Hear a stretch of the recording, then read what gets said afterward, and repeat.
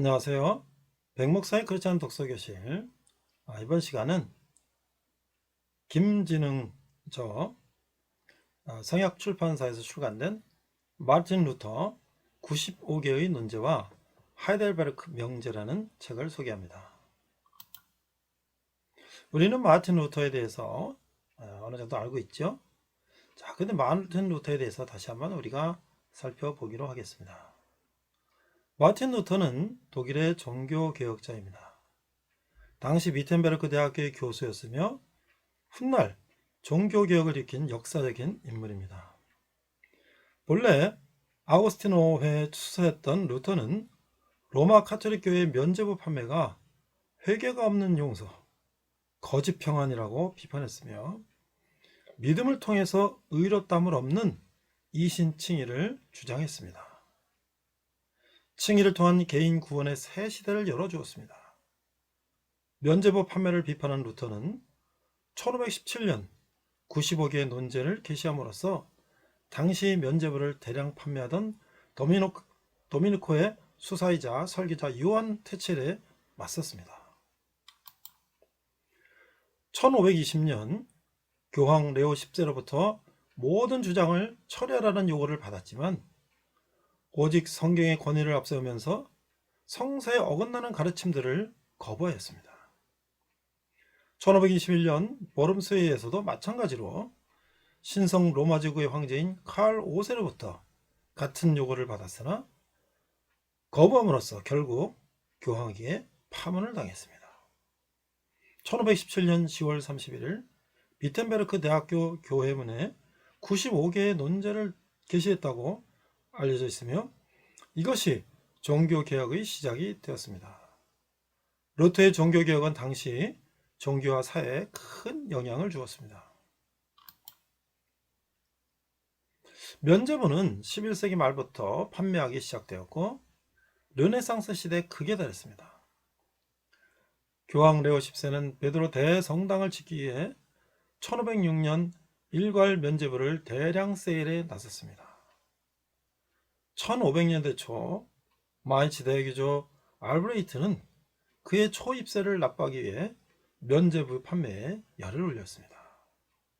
알브레이트의 면죄부 판매원인 도미니크의 수도사 테첼을 시켜서 면죄부를 팔게 했던 것입니다.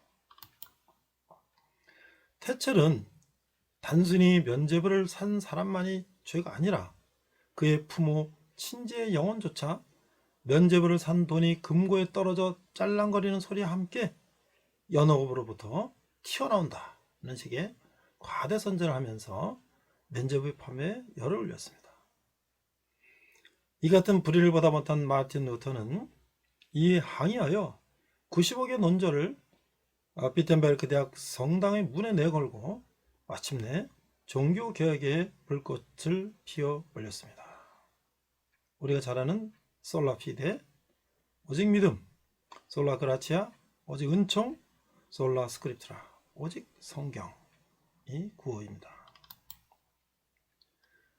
마틴 루터의 95개제 논제와 하이델베르크 명제는 김진흥 교수님이 종교개혁 500주년을 맞이하여 독립개신교회 신학교에서 마틴 루터의 95개 논제와 하이델베르크 명제에 대해서 강의한 내용을 기초로 하나 쓴 책입니다. 1부에서는 마틴 루터의 95개 논제에 대해서, 2부에서는 하이델베르크의 명제와 루터의 십자가 신학을 소개하고 있습니다. 매년 한국의 교회가 10월 31일 종교개혁 기념일로서 지키는 것은 루터가 비텐베르크의 성체 교회문에 95개 논제를 게시한 사건을 종교개혁의 효시로 삼고 있기 때문임을 많은 사람들이 잘 알고 있는 듯합니다. 그런데 루터 당대에도 그렇고 500년이 지난 오늘날에도 정작 95개 논제의 내용이 무엇인지, 그리고 루터가 신학적으로 토론해 보려고 했던 핵심 주제들이 무엇인지에 관하여 깊이 있게 이해한 사람은 그다지 많지 않다는 사실을 안타깝게 여긴 마음에서 본 책이 나오게 되었습니다. 책의 목차를 살펴보면 마르틴 루터의 95개의 논제는 첫 번째 면별부, 면죄부, 면벌부에 대한 소개, 95개 논제의 작성, 95개 논제의 구성과 대응, 다양한 반응, 성격에 대한 평가 등이 기록되어 있고, 하이델베르크 명제와 루터의 십자가 신학에서는 역사적인 배경, 하이델베르크 명제의 역사적 의의, 구조와 내용 분석, 루터의 십자가 신학, 이런 것들이 기록되어 있습니다. 우리가 마틴 루터에 대해서는 많이 알고 있지만, 마틴 루터가 제시한 95개 논조는 어떤 것이었는지를 우리가 살펴봄으로써 마틴 루터의 종교 개혁을 다시 한번 우리가 깊이 생각하는 시간이 되었으면 좋겠습니다. 이상 백목사의 크리스찬 독서교실이었습니다. 감사합니다. 안녕하세요. 백목사의 크리스찬 독서교실, 이번 시간은 종교개혁자 즈빙클리에 대해서 알아보겠습니다. 박경수역 대한기독교서에 출간된 즈빙클리의 생애와 사상이라는 책을 소개합니다. 올리 즈빙클리는 스위스의 종교개혁자입니다. 그는 마틴 루터와 함께 아울러서 종교개혁의 양대 산맥입니다. 즈빙클리가 역설한 신학의 핵심은 성경은 하나님의 영감된 말씀이며 그 권위는 어떠한 종교회의나 교부들의 주장보다도 더 높다는 것입니다. 출생과 성장을 보면 루터보다 7주 늦은 1484년 1월 1일 도겐부르크 자치주의 베일드하우스에서 태어났습니다. 아버지는 대대로 불학의 촌장을 역임해왔으며 외할아버지는 로마 카톨릭교의 사제였습니다. 즈빙클리는 베이젠의 학장으로 취임한 삼촌에게 신학 교육을 받았는데 새로운 학문 조류인 인문주의를 받아들여 조카에게 전수해 줌으로써 자신의 역할을 충실하게 감당했습니다. 10살 때에는 바젤에서 라틴어 문법, 음악, 그리고 변증학을, 1498년에는 베른 대학에서 스위스 종교개혁 기술을 알려진 하일리히 벨플린에게 배웠습니다. 1500년부터 2년 동안은 비엔나로 옮겨 황제 막시밀리안 1세의 보호 아래 학문 활동을 하였고, 1502년에는 바젤로 들어와서 성 마틴 대학에서 라틴어를 배웠습니다. 1506년에는 문학 석사와 석사 학위를 취득하였습니다. 이 그림은 취리 바세르 교회, 무리교회라는 뜻인데, 앞에 있는 오른손에 성경, 왼손에 대검을 쥔 즈빙클리의 동상의 모습입니다. 10년 동안의 사목을 소개합니다. 1506년 로마 카톨릭 교회의 사제로 석분을 받았으며 글라루스의 성직자가 되어 부임하였습니다. 10년 동안 사목 활동을 하면서 헬라어를 공부하였고, 히랍과 고대 로마의 철학자, 시인, 웅변과 저술가에 대해서 배웠습니다. 이 기간에는 인문학자이자 성직자인 에라스무스와 서신을 교환하며 우정을 쌓았으며 절친한 사이가 되었습니다. 그림은 에라스무스의 그림인데요. 에라스무스는 네덜란드 태생의 로마 카톨릭 교회 성직자이자 인문주의자이며 종교개혁 운동에 영향을 준 기독교 신학자입니다. 용병제도 반대에 대해서 알아보겠습니다. 그는 글라루스의 성직자로서 자연의 용병으로 싸우는 글라루스 연대의 군종 사제 자격으로 2차례나 이탈리아에도 갔었습니다. 하지만 전쟁의 비인간성을 경험한 즈빙클리는 용병제도에 반대하여 스위스의 죄악, 악덕, 불신앙성, 외국 숭배와 이것이 조국의 자녀들을 집어삼키는 것에 대해서 황소의 우화를 통해서 스위스의 용병제도를 공격하였습니다. 이 그림은 스위스의 용병들이 바티칸을 지키는 그런 용병들의 모습인데요. 용병은 고대부터 중세 근세에 이르기까지 여러 종류의 용병이 있었는데 스위스의 용병은 그중에 상당히 유명합니다. 종교계에 대해서 알아보겠습니다. 하지만 그의 신념은 용병으로 먹고 살던 교구민들로부터 배척을 받아서 1516년 4월 순례지로 이름난 아인지델렌으로 옮겼습니다. 그는 이곳에서 설교가로 알려졌으며 교부들의 책을 읽었습니다.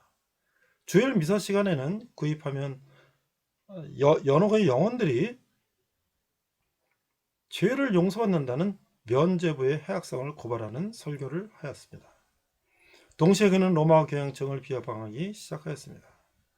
이러한 점에서 일부 학자들은 1516년에 스위스의 종교개혁은 시작되었다고 말하기도 하였습니다. 마르부르크 회의에 대해서 알아보겠습니다. 1529년 10월 1일 헤세의 영주 필립이 로마 가톨릭 교회 탄압에 맞서 개신교 연맹을 조직하고 교회 연합을 추진하기 위해 독일과 스위스의 종교개혁가들을 그의 영지에 초대하였습니다.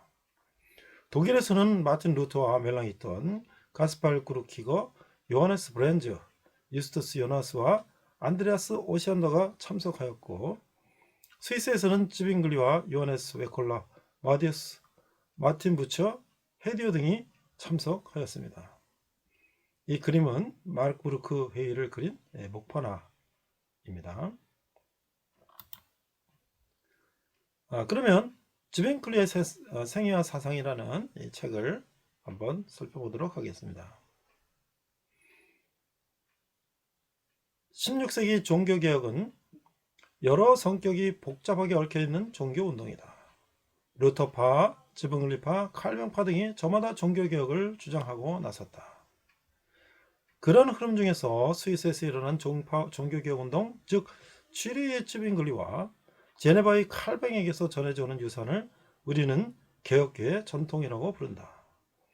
그러한 개혁교의 전통은 미국이나 한국에서 장로교라는 이름으로 이어지게 되었다. 이 책은 그중 찌빙글리의 생애와 사상을 살펴보고 있습니다. 찌빙글리엔도로 종교개혁이 확립된 16세기 쥐리의 상황을 다루는 것으로 시작으로 찌빙글리의 생애를 소개하여 그가 어떤 영향을 받아 종교개혁을 인도하게 되었는지를 살펴보고 있습니다. 그 성서, 구원, 세례, 교회, 국가 등의 주제를 통해 찌빙글리의 사상을 비판적으로 검토하여 개혁교의 전통과 특징을 밝히고 있습니다.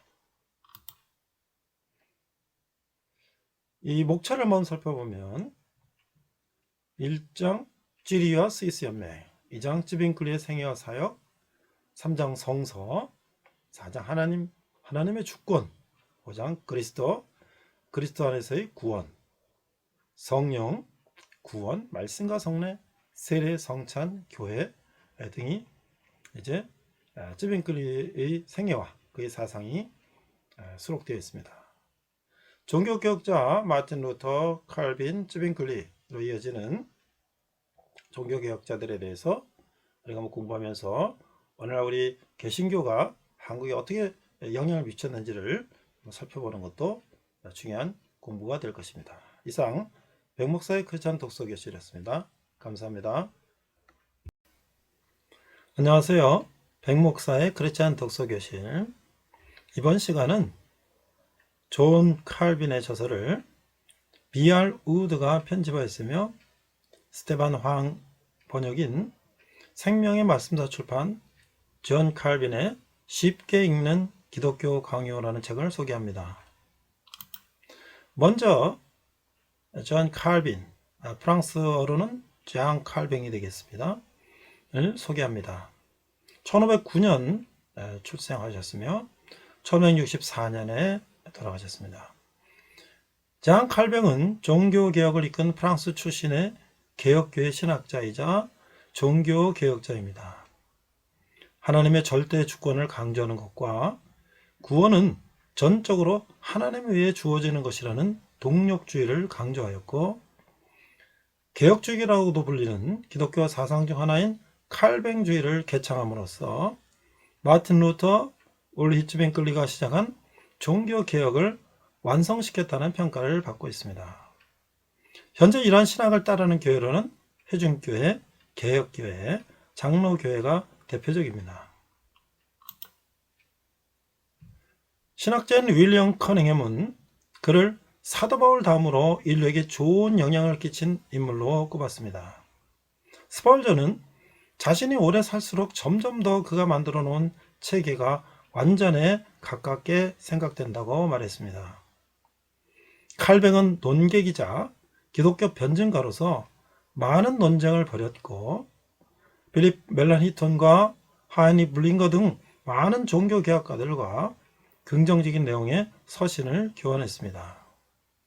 저술가로서 기독교 강요를 1536년에 썼는데 이 책은 이후 기독교뿐만 아니라 프랑스 역사와 문학 등 여러 분야에 큰 영향을 주었습니다. 이외에도 다양한 성경 주석이나 신학 논문을 저술했습니다. 자, 그러면 왜 기독교 강요를 읽어야 하는가? 존 칼빈의 기독교 강요가 없었다면 종교개혁이 어떻게 전개되었을지 확신하기 어렵습니다. 부패한 가톨릭 교회에서는 빠져나왔으나 정리되지 않은 신학으로 혼란에 빠진 신자들에게 칼빈은 이 책을 통해 바른 성경 해석과 바른 구원 그리고 경건한 삶이 무엇인지 명쾌하고 확실하게 제시했습니다. 이 탁월한 신학자가 전하는 기독교의 핵심 교리와 개혁 정신은 세상 철학이 더욱 교묘해진 모습으로 교회와 신자들의 생각 속에 침투하는 오늘날 더욱 필요한지도 모릅니다. 또한 왜 쉽게 읽는 기독교 강요를 읽어야 하는가? 그러나 기독교 강요의 완력본이 갖는 방대한 분량으로 인해 선뜻 접근하지 못하는 신자들이 많습니다. 그래서 이번서는 성경적 기독교의 정수라고 할 수 있는 기독교 강요의 핵심 메시지를 현대화된 언어로 읽기 쉽게 요약하여 오늘날의 독자들과 소통할 수 있도록 정리한 것이라고 합니다. 참된 신앙을 굳건히 지키기 원한다면 우리는 개신교도로서 무엇을 믿는지 정확히 알아야 합니다. 날로 첨예해지는 진리 전쟁의 한복판에 선 교회와 신자들이 이 책을 활용한다면 거짓 복음에 미혹되지 않는 견고한 신앙을 세우는 데 도움이 될 것입니다. 목차를 잠깐 살펴보면 제1권, 제1장은 하나님을 아는 지식과 인간을 아는 지식은 밀접하게 연결되어 있다. 제2장, 하나님을 안다는 것의 의미. 제3장, 하나님을 아는 지식은 본성적으로 인간의 마음속에 심겨져 있다. 제4장, 이 지식은 무지와 죄악에 의해 막히거나 변질된다. 제5장, 사람은 만물의 활동을 통해 하나님을 알 수 있다. 제1권 16장으로 가니까 하나님은 그가 지으신 만물을 계속 다스리신다.